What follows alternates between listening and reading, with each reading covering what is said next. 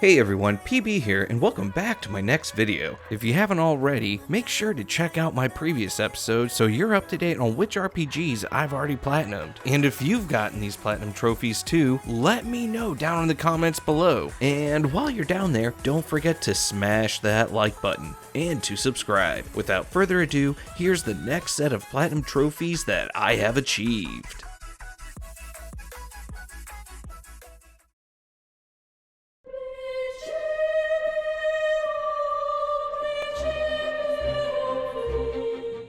The Militesi army wages war against the other nations of Orient, starting with the Vermilion Peristyllium, neutralizing their Vermilion Bird Crystal with a Crystal Jammer. Class 0 is able to help repel the attacks, but at a cost. Class 0 continues to free Rubrum's territories and launch counterattacks with the neighboring nation of Concordia. Soon after, a conference is held at the Militesi capital where the Queen of Concordia is murdered and Class 0 is framed for this heinous crime. Concordia unites with Militesi and the two nations launch an assault on Rubrum. Entangled in the lies of war, the students must now embrace the purpose of their existence. Final Fantasy Type 0 is a much darker themed action role-playing game that has you take control of 14 different students, with each of them possessing a different attack weapon and special powers. There are also tactical-based strategy missions which you have to guide troops from the city to repel enemy advancements. Only 13.2% of the people who played this beat the game, with just a 3.9% getting the platinum trophy. This means that the 29.5% of those who beat the game continued to get the platinum trophy. The rarest trophy to get is a lonely battle where you have to beat a mission with only 2 cadets. To be honest, I only bought this game when it first came out so I could play the Final Fantasy 15 demo that came with it. The only reason I got the platinum trophy is so that I could be ever so closer to getting all the platinum trophies for the Final Fantasy series.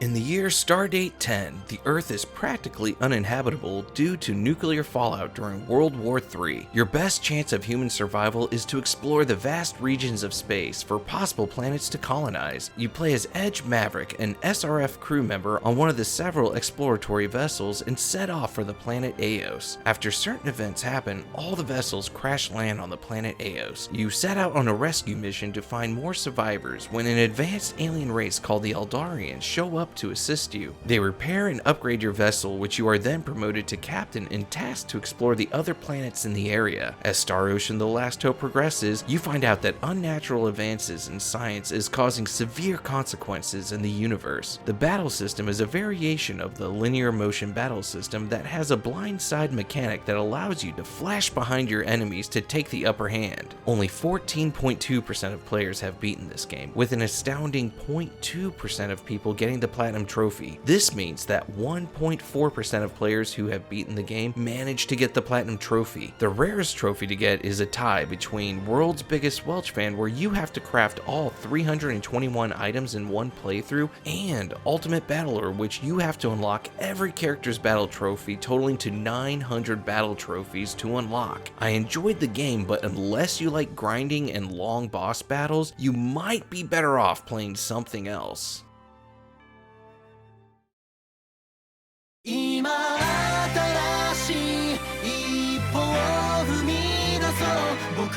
On the planet Roke in the year Stardate 346, Roddick and his 2 friends are patrolling their town when they soon learn that a strange disease is turning people into stone and is spreading rapidly across the land. Your friend unfortunately contracts this disease, and you must go and seek out a flower on top of a mountain that rumor has it can cure his condition. Once you reach the top, you are met by 2 space travelers who teleport you all onto their ship when they see that your friend's condition worsens. As the story progresses, you must travel 300 years in the past in order to save everyone in the future. The combat system in the game is just your basic linear motion battle system, but the thing that makes this game stick out is how you recruit new party members. You are able able to recruit 4 out of the 9 optional characters, and depending on whether or not you have certain party members or have done certain side quests, you may or may not be able to recruit certain team members. The item creation system allows you to create really powerful weapons and armor early in the game, and also allows you to power level your characters, which makes the rest of the game extremely easy if you know how to do so. Only 13.5% of players have beaten this game, with just a 1.7% getting the Platinum Trophy. This means that the 12.6% of those who have beaten the game have also gotten the Platinum Trophy. The rarest trophy is Sound Off, which you have to unlock every party member's voice gallery. This was a fun game to play and is pretty short compared to the rest of the game in its series, and if you like classic RPGs, then you should really enjoy this game.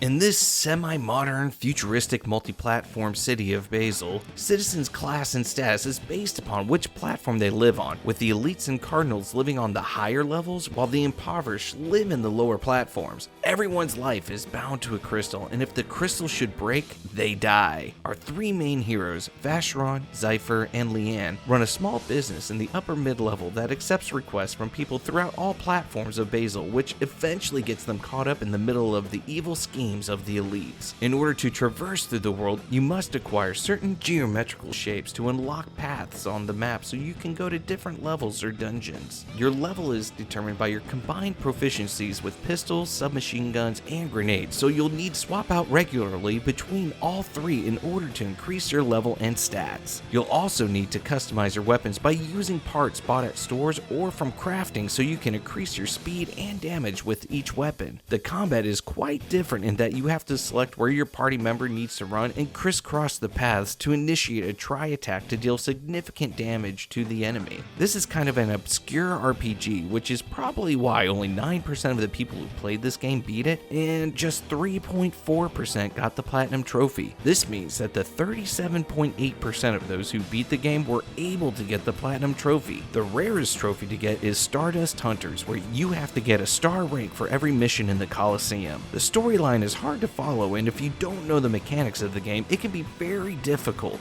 Unless you enjoy challenging games and bizarre storylines, then you might want to pass on this game.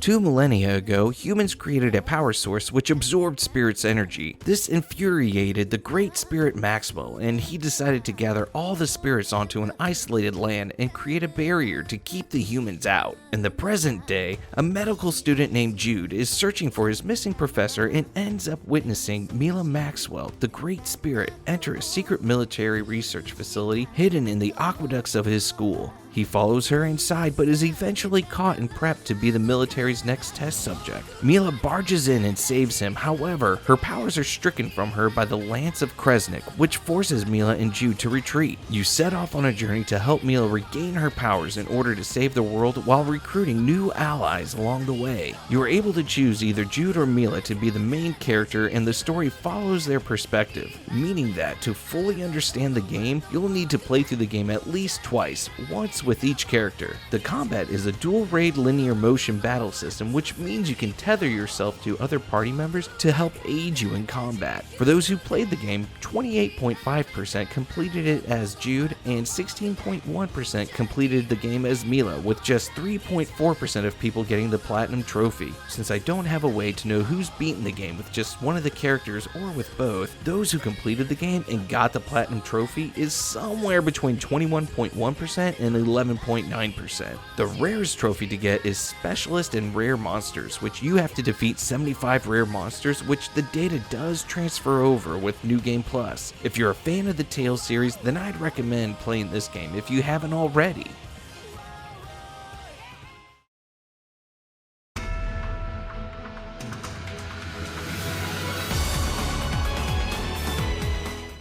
Only a year after the events in Tales of Xillia, a young girl named Elle is instructed by her father to board a train at the next city in order to find the mystical land of Canaan where wishes are granted so that her and her father can live in peace. He gives her his pocket watch for safekeeping and stays behind so that she can escape from the group of mysterious soldiers who are attacking them. Meanwhile, the hero of this story, Ludger, is on his way to start his new job as chef at the train station cafeteria after failing the entrance exam to become a spurious officer. At the train station, Elle manages to sneak aboard the train, but the mysterious group of soldiers show up out of nowhere and start firing into the group of people and chase after Elle. Ludger witnesses the commotion and chases after them all. On the train, Ludger finds Elle and her pocket watch suddenly reacts with Ludger, activating the chromatus and thwarting off the enemy. As you progress through the game, the characters from the first game periodically join your party to help aid you in your quest to find Canaan. With everything happening, you begin to question what is the relationship between Elle and Ludger.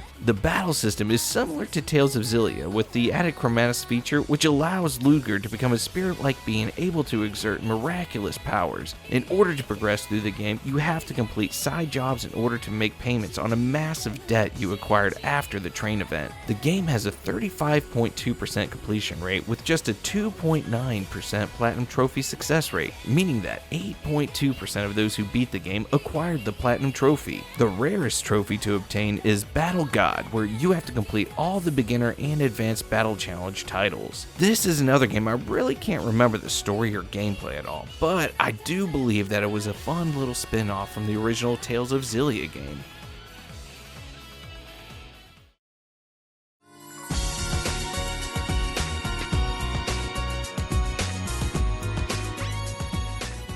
In the world of Symphonia, three young kids, Asbel, Hubert, and Xillia, find a girl with amnesia outside their village of Windor. They name the girl Sophie and bring her back to the village. Later that day, the young Prince Richard visits Windor and becomes friends with the other four children. Richard invites them all to the castle, but they must sneak in through a secret passage. Unbeknownst to the children, there is a powerful monster trapped inside the secret passage, and they are all knocked out and mortally wounded. Sophie suddenly awakens her hidden powers and sacrifices herself to save the other children. When Asbel regains consciousness, he's back at home and learns that Sophie is dead and his brother Hubert has been adopted by a noble family. Asbel is traumatized by the news and runs away from home to join the military. 7 years later, events lead Asbel back to his home village and Sophie miraculously returns but hasn't aged a day since she was declared dead. As you progress through the game, you learn that the monster which nearly killed all the kids possessed Prince Richard and you must stop him at all costs. The combat is a variation of the linear motion battle system and you are able to use assault arts and burst arts for attacks. I didn't really care much for this system since you had to map out your assault arts in order to attack instead of just having a basic attack and a special attack. The game has a 23.8% completion rate with a 3.7% platinum trophy success rate, meaning that 15.5% of those who have beaten the game have also gotten the platinum trophy. The rarest trophy to get is Vodra Queen in 60 seconds, which you have to defeat the final boss in less than a minute. This was an okay Tales game, but unless you are a fan of the series, then I might suggest that you pass on this one.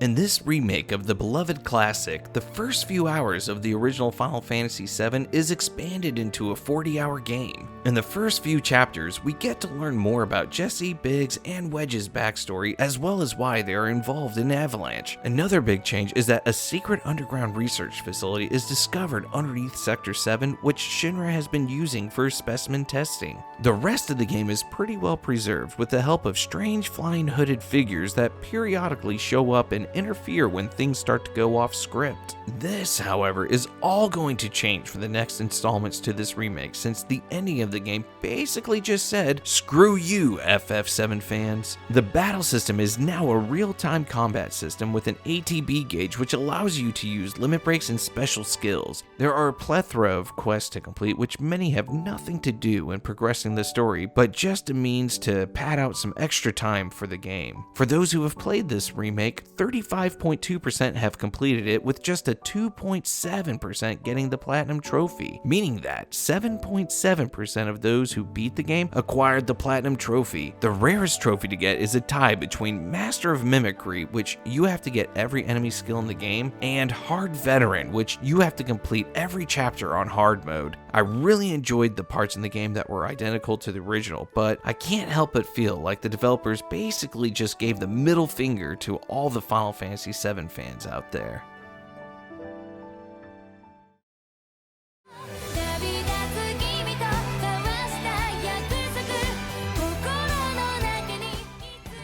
While being punished in class for not paying attention in school, Lloyd Irving learns that one of his best friends, Colette, is chosen to become an angel and must travel to each altar of different elements of mana in order to acquire new celestial powers. During the pilgrimage, you discover that the X-spheres you use to help aid you in your journey are cultivated from humans, and the one Lloyd uses is his mother. As the story unfolds, you find out that there are other worlds intertwined with yours, and there's no way to save them all. The combat is a variation of the linear motion battle system, and the skills you unlock for your characters depend on the type of X gems you have equipped for them. The game has a 19% completion rate with just a 1.6% Platinum Trophy success rate, meaning that 8.4% of those who beat the game also acquired the Platinum Trophy. The rarest trophy to get is oddly enough a 5-way tie between a Collector's Collector, which you have to obtain every item in the game, which requires at least 3 playthroughs to achieve, since there's a certain story event which 3 of your characters will give you a special item if you choose them, but you can only choose 1 per playthrough. And then the other trophies are for unlocking all of Regal's, Priscilla's, Sheena's, and Genus's titles. To be honest, when I first played this game, I really wasn't impressed, but once I got to the second world, it really grew on me and is probably now one of my favorite Tales games.